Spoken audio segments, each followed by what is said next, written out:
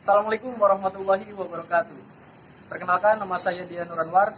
Saya kuliah di jurusan Pendidikan Vokasional Teknik Mesin, Fakultas Keguruan dan Ilmu Pendidikan, Universitas Sultan Ageng Tirtayasa.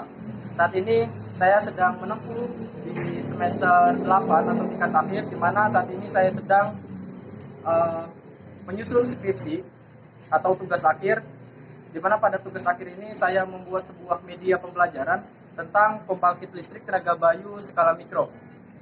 Nah, di proyek tugas akhir ini saya membuat media pembelajaran dengan konstruksi yang bisa dibuat bongkar pasang atau dibuat kit. Nah, langsung saja di media ini saya ada beberapa bagian konstruksi yang bisa dirakit mulai dari kaki-kaki sampai ke generator. Mulai komponen, cara kerja, dan sampai cara penggunaan atau mengoperasikan media pembelajaran ini. Oke, langsung saja kita masuk ke bagian utama, yaitu mengenal bagian-bagian konstruksi media pembelajaran PLTB skala mikro. Oke, kita masuk ke bagian utama pada konstruksi media pembelajaran PLTB skala mikro. Nah, selanjutnya bagian utama pada konstruksi media PLTB adalah kaki-kaki, ya, di mana kaki-kaki ini berfungsi untuk sebagai tumpuan agar media PLTB bisa kokoh berdiri.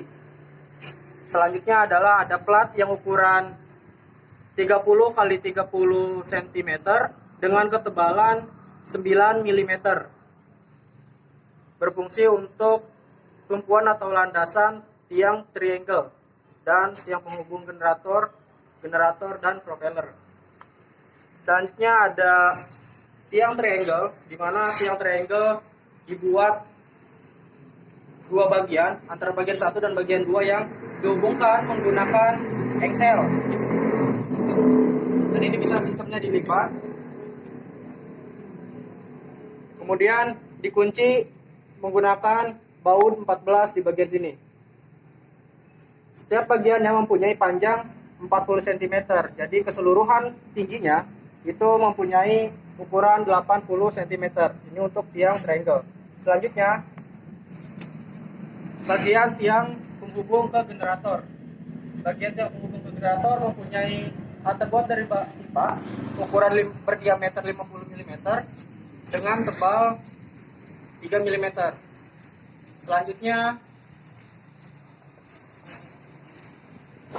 Selanjutnya dudukan generator. Dudukan generator terbuat dari plat dengan tebal 7 mm yang disambungkan menggunakan mesin las listrik. Selanjutnya adalah mainframe propeller atau plat yang bisa menjepit bagian propeller atau pemegang propeller atau bilah pada turbin angin. Selanjutnya ada rumah turbin atau casing. Dia berfungsi untuk sebagai pengaman agar tidak terjadi kecelakaan pada saat pembelajaran dan juga agar generator tidak terkena air. Selanjutnya ada komponen propeller, di mana komponen propeller ini adalah komponen utama pada turbin angin yang berfungsi untuk menggerakkan putaran pada rotor generator. Oke, komponen selanjutnya yaitu fin-fin berfungsi untuk mengarahkan propeller pada datangnya arah angin. Jadi konstruksi yang tadi sudah dijelaskan itu dihubungkan atau diikat menggunakan baut mur ukuran 14. Menggunakan baut mur 14 dan dudukan generator dengan tiang penghubung itu dipasang atau diikat menggunakan baut 10 dan propeller dipasang menggunakan baut 12 dan generator diikat menggunakan baut 10. Nah, itulah penjelasan mengenai bagian-bagian konstruksi media pembelajaran PLTB skala mikro. Oke, selanjutnya kita masuk ke bagian kedua, yaitu mengenalkan komponen-komponen elektrikal pada media pembelajaran pembangkit listrik tenaga bayu skala mikro. Oke, komponen elektrikal utama pada media pembelajaran turbin angin adalah generator. Itu generator ini berfungsi untuk menghasilkan listrik. Kapasitas dari generator yaitu 200 watt menggunakan jenis generator PMSG, di mana pada rotor belakang generator itu terdapat sebuah gear atau roda gigi yang nantinya ini berfungsi atau yang nantinya digerakkan oleh motor listrik. Komponen elektrikal kedua yaitu motor listrik DC 12 voltase, di mana pada ujung rotor itu terhubung sebuah gear yang berfungsi untuk menggerakkan rotor generator yang terhubung langsung dengan propeller. Nah, kedua gear ini akan dihubungkan oleh rantai. Ya. Kedua gear ini akan dihubungkan menggunakan rantai. Yang ketiga yaitu controller. Controller berfungsi untuk merubah arus AC ke DC karena keluaran dari generator itu menghasilkan arus AC, sehingga di controller ini dibutuhkan perubahan arus atau penyearah arus. Karena di dalam controller ada yang namanya rectifier untuk merubah arus AC ke DC. Keluaran dari controller yaitu arus DC. Ya. 5 kabel. Ada 5 kabel keluaran dari controller, di mana kabel AC ditandai dengan warna hijau 1, 2, 3, dan keluaran DC positif ditandai dengan warna merah dan negatif ditandai dengan warna hitam. Komponen keempat, komponen elektrikal pada media PLTB skala mikro, yaitu adalah dimmer, ya, modul dimmer. Nah, ini modul dimmer, di mana modul dimmer ini berfungsi untuk mengatur kecepatan motor listrik. Kecepatan motor listrik yang diatur oleh komponen potensio. Di sini ada potensiometer. Di sini komponen potensiometer, di mana ketika diputar ke searah jarum jam, kecepatan akan lebih cepat atau lebih tinggi. Dan ketika diputar berlawanan dengan arah jarum jam, maka kecepatan akan berkurang. Nah, di sini ada lampu indikator. Lampu indikator berfungsi untuk menandakan bahwa motor listrik bisa berputar atau bisa digunakan. Selanjutnya ada tombol on off. Tombol on off ini untuk menghidupkan motor listrik DC 12 volt agar generator bisa digerakkan oleh motor listrik. Komponen selanjutnya yaitu adanya inverter. Inverter yang digunakan berkapasitas 500 watt dari DC ke AC. DC 12 volt ke AC 220 volt. Komponen selanjutnya yaitu ada beban. Komponen selanjutnya ada beban. Beban ini menggunakan lampu LED dengan kapasitas 10 watt. Dengan kapasitas 10 watt, di mana beban ini akan dihubungkan ke keluaran dari inverter. Selanjutnya ada stop kontak. Stop kontak ini berfungsi untuk mengukur keluaran arus AC ataupun bisa dipakai menggunakan charger. Di sini pun ada tombol on off untuk mematikan dan menghidupkan beban atau lampu.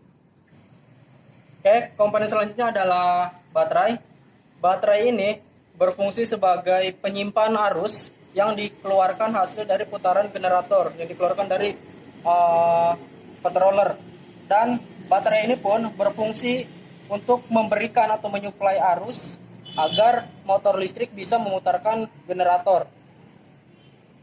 Seperti itulah fungsi dari komponen-komponen elektrikal pada media pembelajaran PLTB skala mikro. Oke, selanjutnya kita masuk ke bagian ketiga, yaitu proses perakitan pada media pembelajaran PLTB skala mikro. Nah, sebelum kita mulai proses perakitan, kita harus mengenal terlebih dahulu alat apa saja yang digunakan untuk merakit. Oke, yang pertama ada kunci T12 untuk mengunci baut propeller. Ada kunci T8 untuk mengunci panel dan mengunci rumah turbin. Dan ada kunci passring 24 untuk mengunci bagian mainframe propeller. Ada kunci sepasang 14, kunci passring 14, dia untuk mengunci bagian-bagian konstruksi media. Ada kunci 12 untuk mengunci mainframe propeller. Ada kunci 10 buat mengunci dudukan antara dudukan generator dengan tiang penghubung. Ada kunci T8, ini untuk mengunci baut bagian fin. Oke, selanjutnya ada komponen obeng plus berfungsi untuk mengencangkan baut pada generator. Ada obeng min untuk mengencangkan bagian kabel pada terminal blok. Dan atas pen sama fungsinya untuk mengencangkan baut pada terminal blok. Selanjutnya adalah ada kunci L.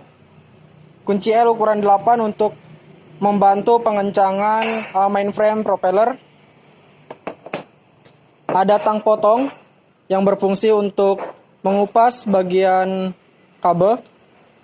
Dan yang terakhir adalah ada apometer atau multimeter yang berfungsi untuk mengukur tegangan yang dihasilkan oleh generator media pembelajaran PLTB skala mikro.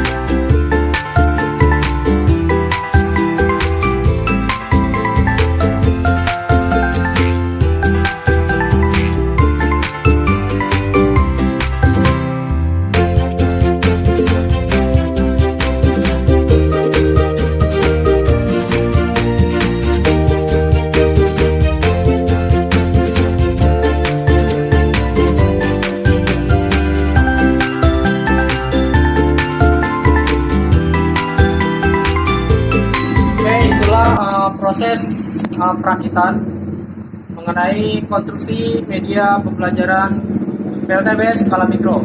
Selanjutnya, setelah selesai dirakit, kita untuk uji coba kekuatan konstruksinya dengan menaiki bagian yang triangle. Ya, apakah kuat dengan dikunci menggunakan baut 14? Kita tes kekuatan dari konstruksi media PLTB ini.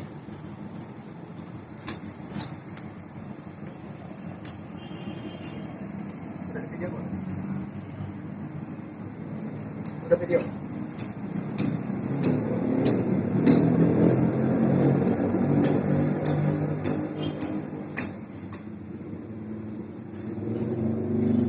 Oke, kita coba goyang-goyang.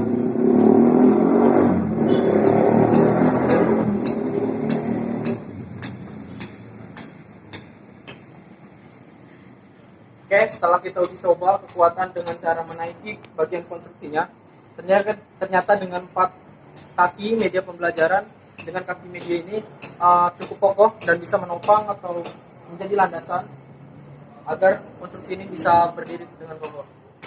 Oke, terima kasih. Itulah proses perakitan. Assalamualaikum warahmatullahi wabarakatuh.